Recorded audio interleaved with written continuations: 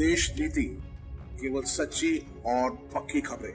देश नीति में दर्शकों आपका स्वागत है। मैं हूं आपके साथ राशिद जहीर। आज 25 नवंबर राजस्थान में वोटिंग चल रही है। ऐसे समय में सूबे के मुख्यमंत्री के सामने एक ऐसी दिक्कत केंद्र ने डाल दी है या केंद्र से संबंधित उस संस्थानों ने डाल दी है कि वो वहां पर असमंजस की स्थिति में होगा या नहीं। आप देखिए, अशोक गहलोत के बेटे को समन जारी कर दिया गया है और आज के दिन जब आप मेरी खबर सुन रहे हैं, वोटिंग डे पर उसको कहा कि आप हाजिर हो जाइए। मैं इस बात को नहीं कह रहा हूं ये प्रक्रिया अलग है, लेकिन उसके बावजूद भी क्या आपको ऐसा नहीं लगता कि ये परेशान करने का कोई तरीका है? अब आप देखें सिलसिलेवार खबर। हिंदुस्तान ने छापा कि वैभव गहलोत को ईडी का समन 25 नवंबर को पूछताछ के लिए बुलाया गया है। क्या है आरोप? राजस्थान के मुख्यमंत्री अशोक गहलोत के बेटे वैभव गहलोत को ईडी ने समन जारी किया। ईडी ने पूछताछ के लिए 25 नवंबर को दिल्ली बुलाया है। इससे पहले ईडी ने 30 अक्टूबर को दिल्ली में ही पूछताछ की थी। अब आप नीचे देखते चले जाइए कि इससे पहले पूछताछ की थी 16 नवंबर को ईडी ने पूछताछ के लिए बुलाया था, उससे पहले बाद में, लेकिन गहलोत ने चुनाव के चलते जाने में असमर्थता जताई थी। ईडी ने जब वैभव को 25 नवंबर को पूछताछ के लिए बुलाया, राजस्थान क्रिकेट एसोसिएशन के अध्यक्ष Vaibhav Gehlot foreign exchange regulatory act यानी कि फेमा के उल्लंघन के मामले में प्रवर्तन निदेशालय की जांच का सामना कर रहे हैं। वैभव गहलोत को सुबह दिल्ली स्थित प्रवर्तन निदेशालय में दफ्तर में पेशी हुई थी। ईडी के अधिकारियों ने उनसे करीब 9 घंटे पूछताछ की थी। वैभव गहलोत को 16 नवंबर को दोबारा पूछताछ के लिए बुलाया गया था, लेकिन वो असमर्थता जताते हुए नहीं गए थे। अब जारी कर दिया समन कि उसी दिन आ जाइए जिस दिन चुनाव की तारीख है, यानी कि वोटिंग डे। भाजपा सांसद किरोड़ी लाल मीणा ये वही हैं जिन्होंने ट्वीट किया था अभी पिछले दिनों के कन्हैया लाल जो टेलर थे, कन्हैया लाल, हाँ शायद वो, उनके ऊपर वोट करना है। वैभव गहलोत पर होटल फेयरमार्ट में मॉरिशस की शेल कंपनी की ओर से करीब 100 करोड़ के निवेश के आरोप लगाए थे। आरोप था कि गहलोत और उनके परिवार के सदस्यों के पैसे को पहले हवाला के जरिए मॉरिशस पहुंचाया गया। मामले में फेमा के उल्लंघन की जांच करने की मांग की गई थी।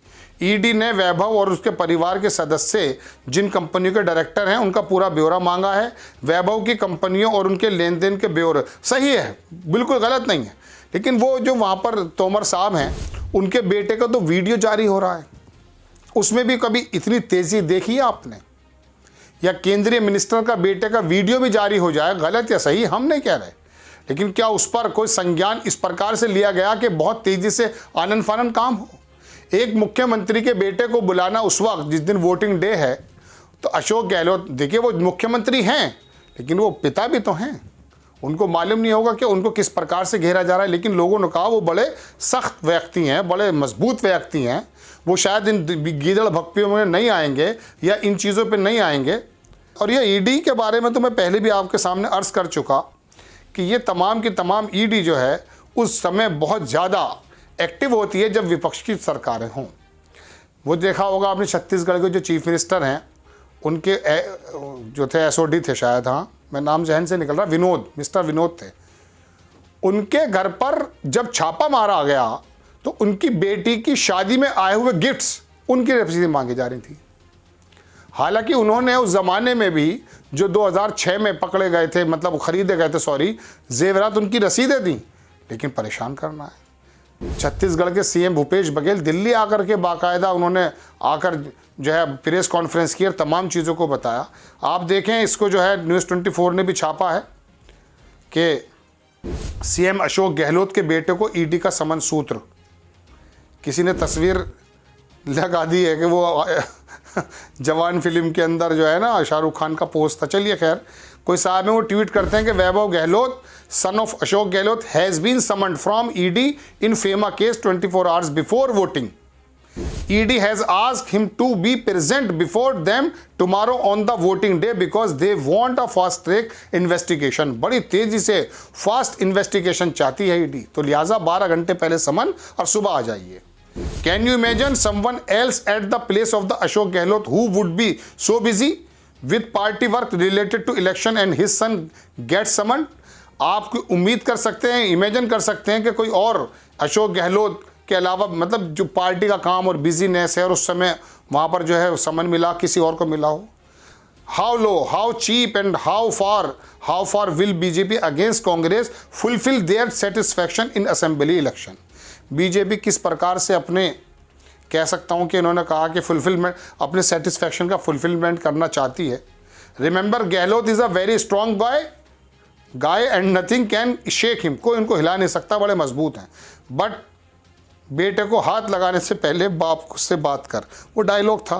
बहरहाल बात यह है दर्शकों कि ऐसे समय में जब वोटिंग डे है उस समय मुख्यमंत्री को परेशान करना, लाल डायरी की बात करना, एक बात कह के मैं अपनी वीडियो ख़त्म करता हूँ।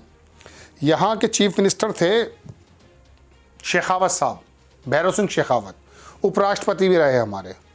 जब वो चीफ मिनिस्टर थे तो बहुत सारे लोगों को वो किस प्रकार से बुलाया करते थे कि बैठते थे अपने मंत्रिमंडल में, जो भी थोड़ा ऊपर नीचे होता था तो कहते वो फाइल लाना उतार करके। ये बहुत बड़े बड़े पत्रकार कहते हैं। वो आज तक कोई फाइल उतरी नहीं, लेकिन वो मैनेज कर लिया करते थे अपने नेताओं को, अधिकारियों, किसी को भी, सबकी फाइलें उनके पास थी। ऐसे वो लाल डायरी के बारे में भारतीय जनता पार्टी ने एक पूरा ट्रोल किया, ट्रेंड किया। बहरहाल बड़ी खबर ये कि अशोक गहलोत को परेशान करने के लिए उनको बेटे को ऐसा कहा जा रहा है कि समन किया गया और कह दिया कि हाजिर हो जाइए उस दिन जिस दिन वोटिंग डे हो। आपको खबर कैसी लगी अपनी राय कमेंट्स बॉक्स में ज़रूर दीजिए। चैनल को सब्सक्राइब कीजिए, शेयर कीजिए। नेक्स्ट टाइम मैं किसी खबर के साथ आता हूँ। जय हिंद।